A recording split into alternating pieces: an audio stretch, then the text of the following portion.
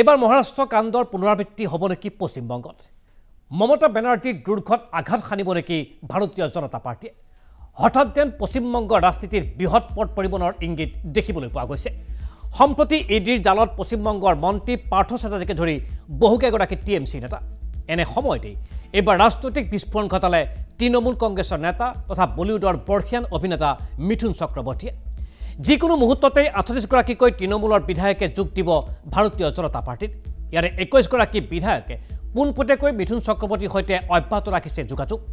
আজি এই সংবাদমেলত মহা বিস্ফোৰণ ঘটালে টিএমচি নেতাগৰাকীয়ে সংবাদমেলত মিথুন চক্ৰৱৰ্তীয়ে উল্লেখ কৰিলে মহাৰাষ্ট্ৰৰ প্ৰসংগ মহাৰাষ্ট্ৰত কিদৰে একনাথ সিন্দেৰ নেতৃত্বত বিজেপিয়ে চৰকাৰ গঠন কৰিলে সেই কথাও উল্লেখ কৰিলে বলিউডৰ জনপ্ৰিয় অভিনেতাগৰাকীয়ে ৰাজনীতিত যি কথাই সম্ভৱ সকলো ধৰণৰ কথাই সম্ভৱ বোম্বাইত যিদৰে বিজেপি চৰকাৰ গঠন সম্ভৱ হ'ল ঠিক সেইদৰে পশ্চিমবংগতো সলনি হ'ব পাৰে ৰাজনৈতিক দৃশ্যপট তাৰে ইংগিত পশ্চিমবংগত বিজেপিৰ ষ্টাৰ কেম্পেইনাৰ মিথুন চক্ৰৱৰ্তী সাংবাদিকৰ প্ৰশ্ন তৃণমূল পৰিষদৰ দলৰ অন্তকণ্ডলৰ সুযোগ গ্ৰহণ কৰি পশ্চিমবংগতো বিজেপিয়ে চৰকাৰ গঠনৰ চেষ্টা চলাব নেকি সাংবাদিকৰ প্ৰশ্নত মিথুন চক্ৰৱৰ্তীৰ উত্তৰ প্ৰথমতে চিনেমাৰ মিউজিক ৰিলিজ দিয়া হয় তাৰ পিছতহে ট্ৰেইলাৰৰ মুক্তি আৰু একেবাৰে শেষত মুক্তি লাভ কৰে ছবিখনে আজি মিউজিক ৰিলিজ দিয়া হৈছে এইদৰে পশ্চিমবংগত তৃণমূল চৰকাৰ পতনৰ বৃহৎ ইংগিত প্ৰদান কৰিলে অভিনেতা তথা তৃণমূলৰ বিজেপিৰ নেতাগৰাকী শিক্ষক নিযুক্তি কেলেংকাৰী সন্দৰ্ভতো প্ৰতিক্ৰিয়া প্ৰকাশ কৰিছে মিথুন চক্ৰৱৰ্তীয়ে প্ৰমাণ থাকিলে কোনো লোক হাৰি যাব নোৱাৰে আজিৰ তাৰিখত পশ্চিমবংগত নিৰ্বাচন অনুষ্ঠিত হ'লে বিপুল ভোটত জয়লাভ কৰিব ভাৰতীয় জনতা পাৰ্টি দলে এই দাবী বলিউডৰ প্ৰখ্যাত অভিনেতা তথা বিজেপি নেতা মিথুন চক্ৰৱৰ্তীৰ উল্লেখযোগ্য যে শেহতীয়াকৈ ৰাজ্যখনত বৃদ্ধি পাইছে বিজেপিৰ কুচকাৱাজ পশ্চিমবংগৰ ৰাজনীতিত এতিয়া ইডিৰ ধুমুহা আজিও ৰাজ্যখনত অব্যাহত আছে ইডিৰ মাৰথান অভিযান ইডিৰ অভিযানত মন্ত্ৰী পাৰ্থ চ্যাটাৰ্জীৰ ঘনিষ্ঠ অৰ্পিতা মুখাৰ্জীৰ বাসগৃহত উদ্ধাৰ হৈছিল প্ৰায় 22 কোটি টকা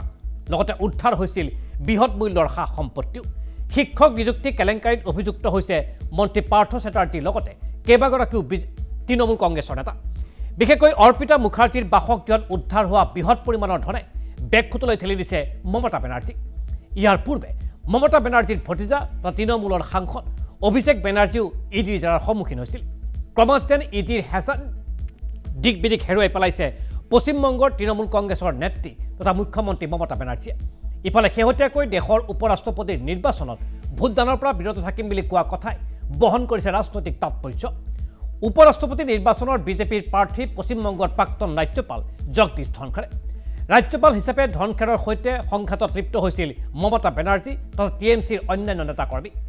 উপৰাষ্ট্ৰপতি নিৰ্বাচনত টিএমচি ভোটদানৰ পৰা বিৰত থকাৰ কথাই বিজয়ৰ পথ সহজ কৰিব ধনখড়ৰ ইফালে প্ৰাৰ্থিত্ব ঘোষণাৰ প্ৰাক মুহূৰ্তত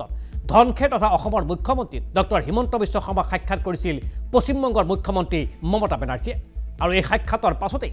উপৰাষ্ট্ৰপতি নিৰ্বাচনৰ বিষয়ে টিএমচিৰ স্থিতি সলনি হোৱা বুলি চৰ্চা চলিছে ৰাজনৈতিক মহলত সকলোবোৰ কথা চালি জালি চালে এক কথা উপনীত হ'ব পাৰি যে কোনোখিনিত হয়তো বেকফুটলৈ গতি কৰিছে মমতা বেনাৰ্জী আজি হঠাৎ মিথুন চক্ৰৱৰ্তীৰ এই সংবাদ পেলেও সেই ইংগিতেই যেন বহন কৰিব খুজিলে আৰু দেখিবলৈ পোৱা গৈছে পশ্চিমবংগত যেন অচিৰেই হ'ব পাৰে আন এক বৃহৎ ৰাজনৈতিক অঘটন আহক চাওঁ এই সন্দৰ্ভত বলিউডৰ জনপ্ৰিয় অভিনেতা তথা পশ্চিমবংগৰ বিজেপিৰ শীৰ্ষ নেতা মিথুন চক্ৰৱৰ্তীয়ে কি ক'ব খুজিছিল এই মুহূর্তে যখন বসে আছি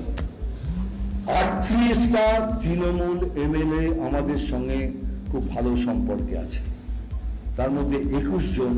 আমার সঙ্গে ডাইরেক্ট বাকিটা আপনি হিসাব করুন 2024-এ মোদি আবার না আবার আগে পলিটিশিয়ান মানে একটা ইজ্জতের জায়গায় ছিল